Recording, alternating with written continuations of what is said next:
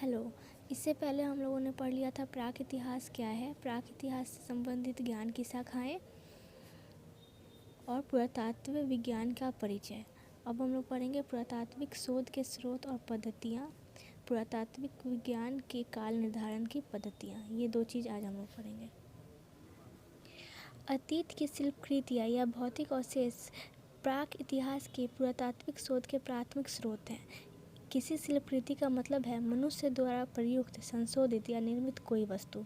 शिल्पकृति का मतलब होता है कि उसमें कुछ भी ऐड हो सकता है, जैसे कि पत्थर के इसमें कुछ भी ऐड हो सकता है जो हम लोग को खनने के दौरान कहीं पे कुछ पुराने ज़माने का मिल जाए, जैसे कि हड्डी, कास्ट का अवशेष, कास्ट मतलब लकड़ी, बुना हुआ वस्त्र या कोई भी जो यूज करते थे किसान किसी चीज़ के लिए, या कुछ भी उस टाइम का कुछ भी अगर हम लोग को मिलता है तो वो सब कुछ शिल्पकृति में ऐड हो जाता है, शिल्पकृति होता है।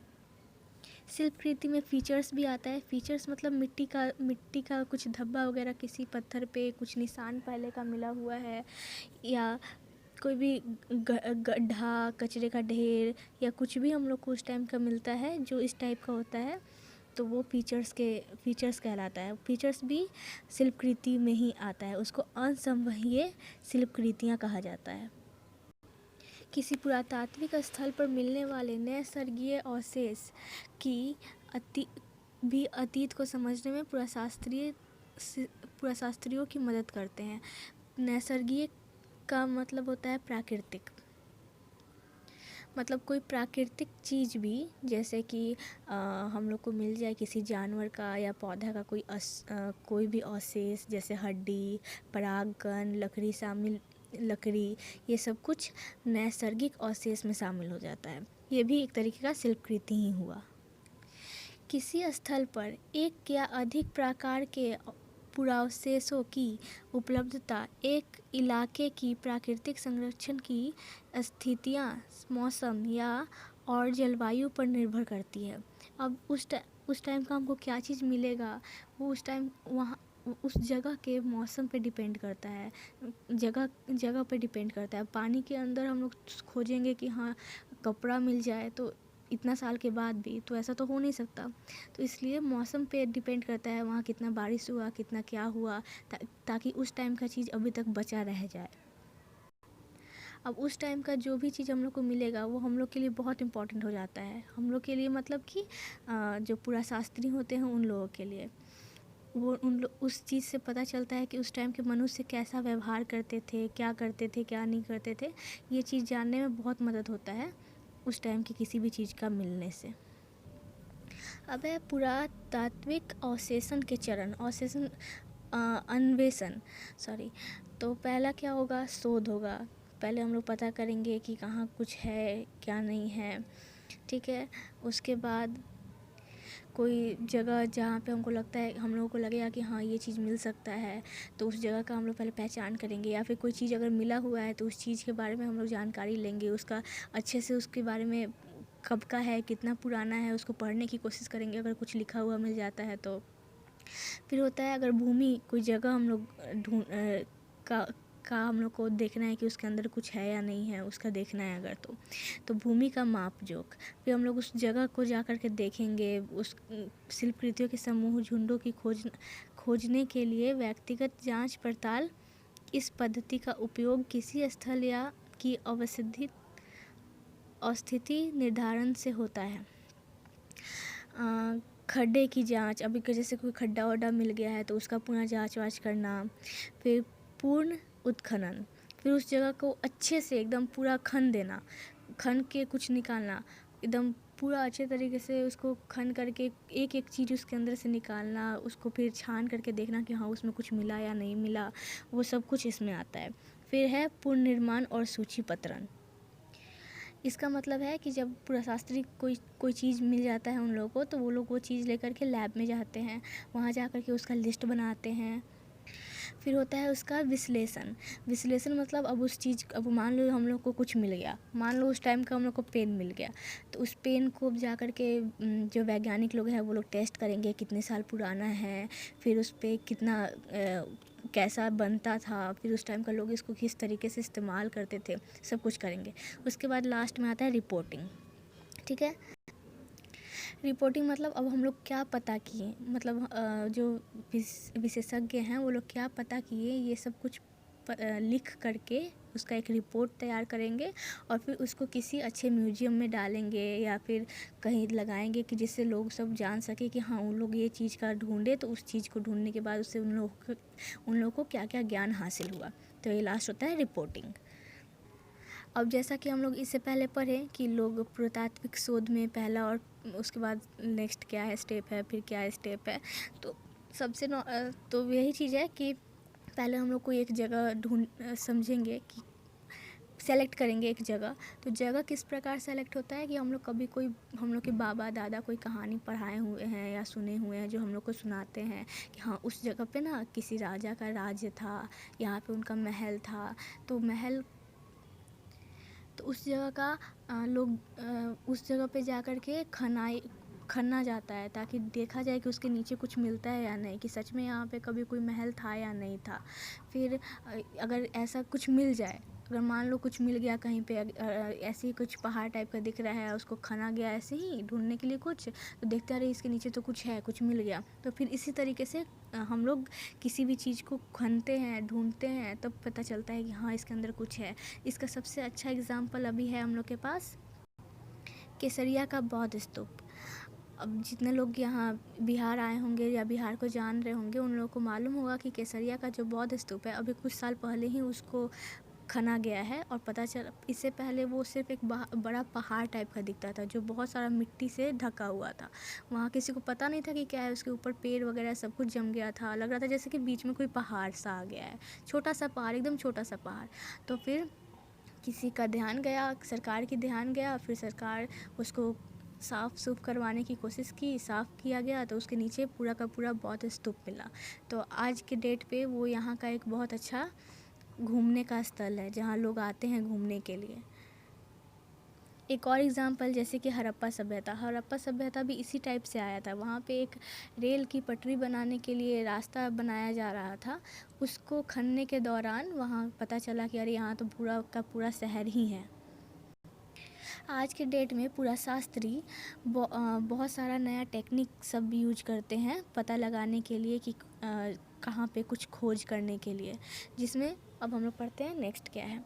फर्स्ट है हवाई फ़ोटोग्राफी को अभी आप लोग बोल सकते हैं कि ड्रोन, जैसे कि ड्रोन कैमरा। तो ड्रोन कैमरा से लोग बहुत चीज़ हो जाता है, जैसे ऊपर से कोई जगह को हम लोग देख सकते हैं, ऐसे किसी जगह जहाँ इंसान नहीं जा सकते वहाँ ड्रोन जा सकते हैं। फिर आज के डेट में मिट्टी और फिर कुछ दिन पहले या कुछ दिन बाद के डेट पे मिट्टी में क्या अंतर है, ये भी ड्रोन कैमरा, अगर कैमरा का क्वालिटी ज़्यादा अच्छा है तो वो बता सकता है। दूसरा है अंतर्जलीय अवशेषण या समुद्री पुराशास्त्र। इसमें होता है कि हम लोग पानी के अंदर, समुद्र के अंदर क्या चीज़ है क्या नहीं है वो चीज़ हम लोग खोज सकते हैं, उसके अंदर कैमरा भेज करके या फिर किसी इंसान को भेज करके मास्क वगैरह ऑक्सीजन के साथ वो लोग अंदर जाते हैं कैमरा लेकर के सब कुछ, और फिर अंदर जा कर के ढूंढते हैं किसी चीज़ को कि कुछ है या नहीं। कोई पुराना जहाज़ डूबा हुआ, कोई शहर अंदर पानी के अंदर जो डूब चुका है, जो बाढ़ आ करके ख़त्म हो गई तो उसके अंदर डूबा हुआ है, वो सब कुछ इससे पता चलता है। सेकेंड इसके बाद है चुंबकीय सर्वेक्षण जो हम लोग टीवी पे भी कभी आप लोग देखे होंगे कि एक इस टाइप का एक मशीन होता है। अगर कोई डिस्कवरी चैनल देखते होंगे वो लोग जान रहे होंगे कि ज़्यादातर दिखाता है वहाँ पे, उसमें कुछ सीरियल सब में कि वो लोग ऐसे पकड़ करके मशीन लेकर के जा रहे हैं मिट्टी पे, ऐसे ऐसे घुमा करके देख रहे हैं कि उसके अंदर कुछ है या नहीं। तो वो चुंबकीय सर्वेक्षण में आता है। वो मशीन रहती है जो चुंबक लगा रहता है उसमें, और वो मशीन से अंदर कोई मेटल है या नहीं या फिर और कोई चीज़ मिट्टी के अंदर पता कर सकते हैं उस मशीन से। इस मशीन से खास करके धातु की वस्तुएं, भट्टियाँ, चूल्हे, भरे गड्ढे और कुएं, नींव, मकबरे और कई संरचनाओं को पहचान की परिभाषा में सहायक होती है। बहुत सारी चीज़, जैसे सिर्फ मेटल्स ही नहीं, मिट्टी का बर्तन वगैरह ये सब का भी पता कर पाता है वो मशीन। अब दूसरा है मृदा का रासायनिक विश्लेषण। इस विश्लेषण में फॉस्फेट और पोटेशियम का मात्रा निर्धारित कितना मात्रा है मिट्टी में, उस चीज़ से उसका टाइम पीरियड का पता लग पाता है। इस पद्धति में पूरा शास्त्री पोटेंशियोमीटर नामक बिजली का एक उपकरण का इस्तेमाल करते हैं जो मिट्टी की प्रतिरोधात्मकता और प्रतिरोधी क्षमता को मापता है,